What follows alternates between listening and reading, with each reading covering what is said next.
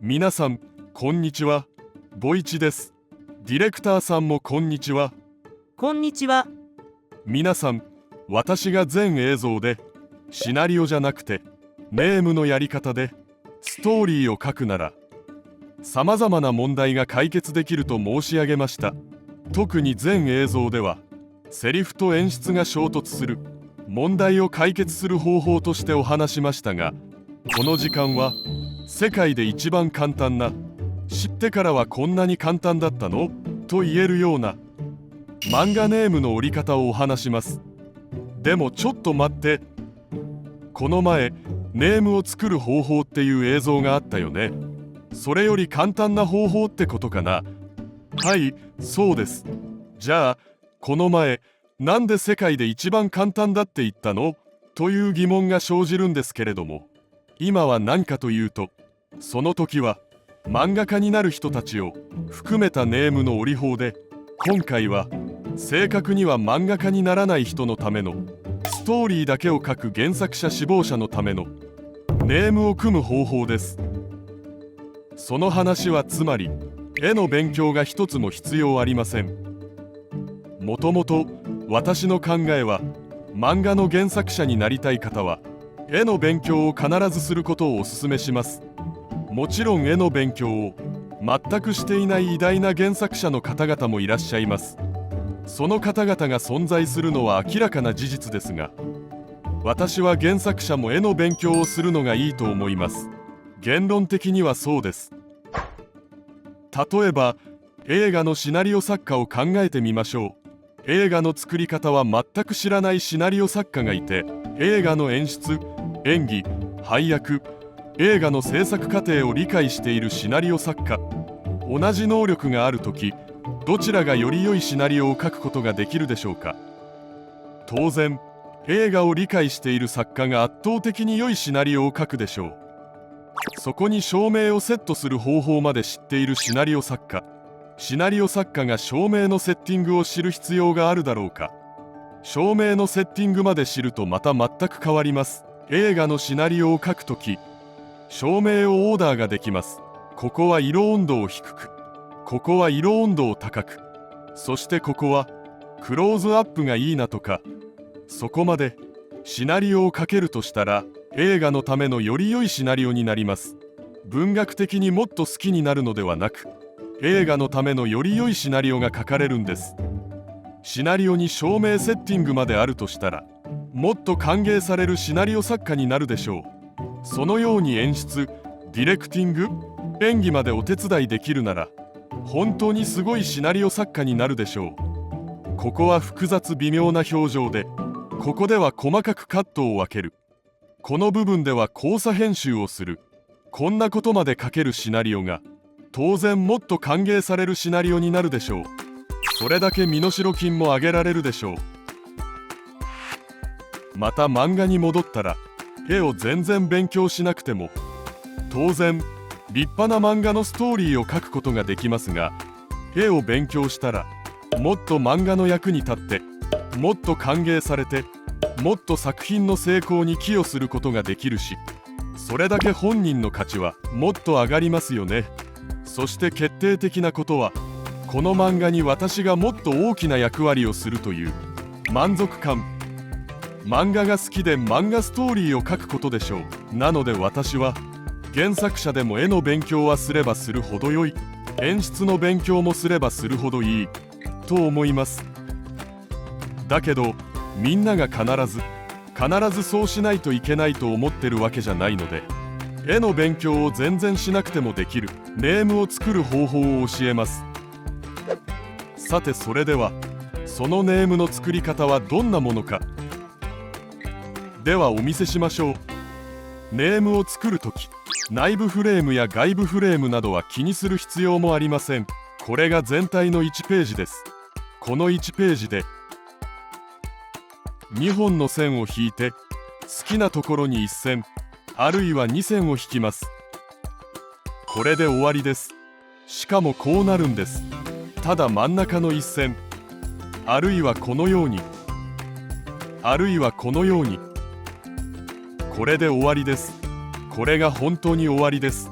では次にセリフを書くときはセリフを書く場所の位置は考えなければなりません。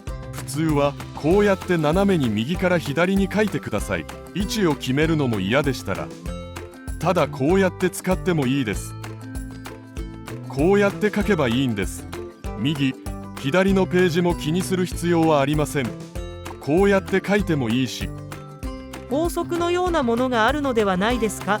法則を全部無視します。こうやって書けばいいんです。順番は1番2番3番セリフ、こちらは1番2番3番セリフ。これで本当に終わりです。これが皆さんを変化させます。ではなぜこれだけで十分なのか。漫画家は別にあるからです。まさにそれがポイントです。前の講義映像で漫画のコマについてお話しました。現代漫画の多くが1ページに5コマくらい入ります。普通5コマです。つまりこうすると5コマですね。ここの5コマはほとんどの現代漫画が入ることができます。それでこれを持って漫画家にあげるとしたら1、2、3、これは4コマに変えてみましょう。こうやって漫画家にあげたとしましょう。それでは漫画家はここが1、ここは2、ここは3、ここは4。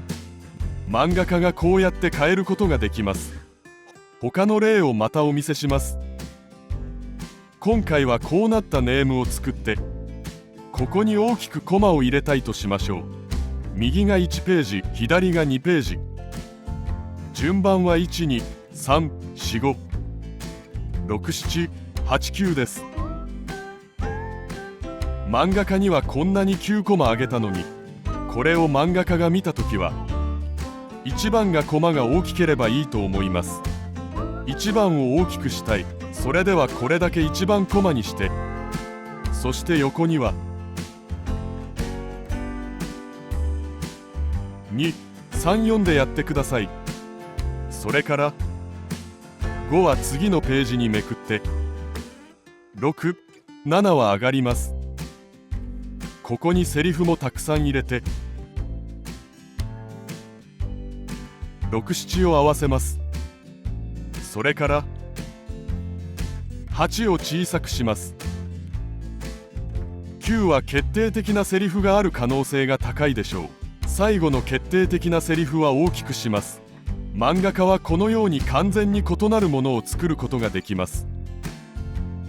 でもネームをこういうやり方で横に2線を引いて縦に細線を引いて6コマを漫画家にあげるとしたら20ページなら計120コマになりますよね。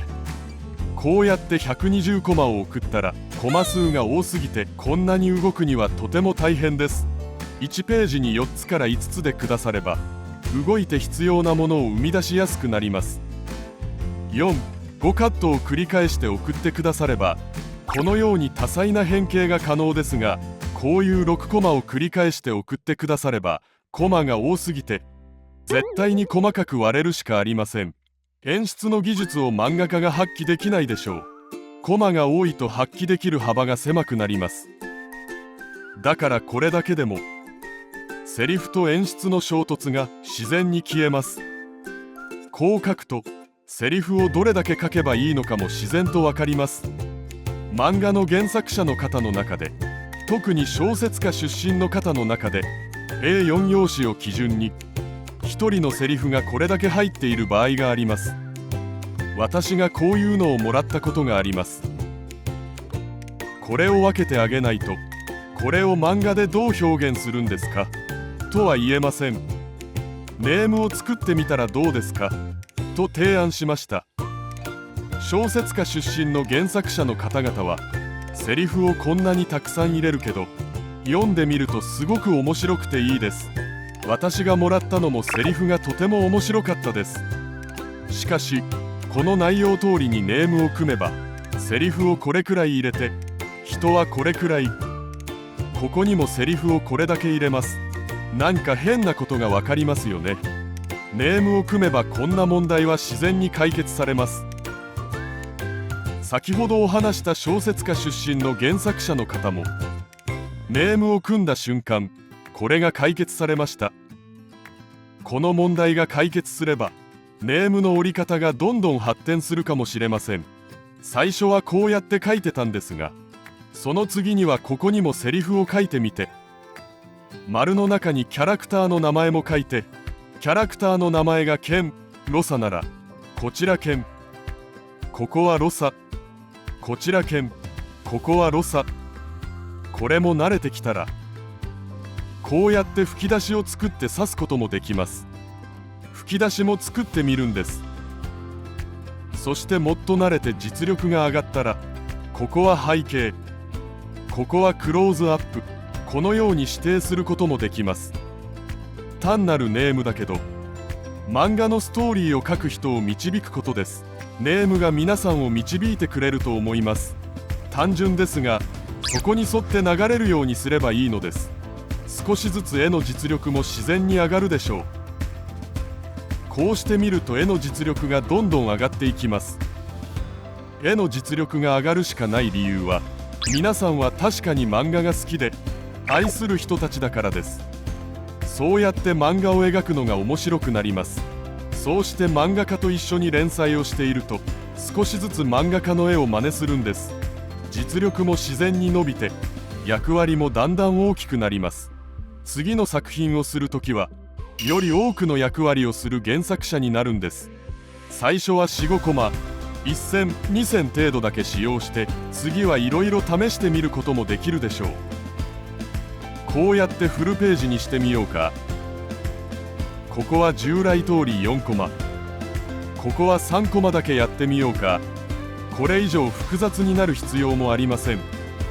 このページは上は小さく4コマにして、下にはこれくらい指定してみようか。このようにして演出力を向上させることができます。そうすると漫画家もこういうネームをもらって、より繊細でより多くの演出ができるでしょう。追加演出なしでそのまま使用することもできます。そうすればやりがいももっと感じられると思います。しかしその始まりはここから始めてください。だからこそ1線引いて、1線または2線、おしまい。これができない原作者はいないと思います。このようにして描けばいいです。だから私は絵が下手だからシナリオでストーリーを書きますという必要がないということです。紙に書いてもいいですし、クリップスタジオをご利用の場合は大きな技術がなくても作れます。定規もなくてもいいです。手でこうやってさっと引いてもいいです。むしろ演出の意図のような感じもあります。こういう構図から何かを発見するかもしれません。そして漫画についてのストーリーはページ単位で分けておいた方がいいです。例えばこんな具合です。ここが1ページ、2ページ。こういう風にページ単位でセリフを分けて書くと多くのものを見ることができるので、私はこちらの方をもっとおすすめします。より多くのものを発見することができ、もっと面白いし貢献もたくさんできると思います。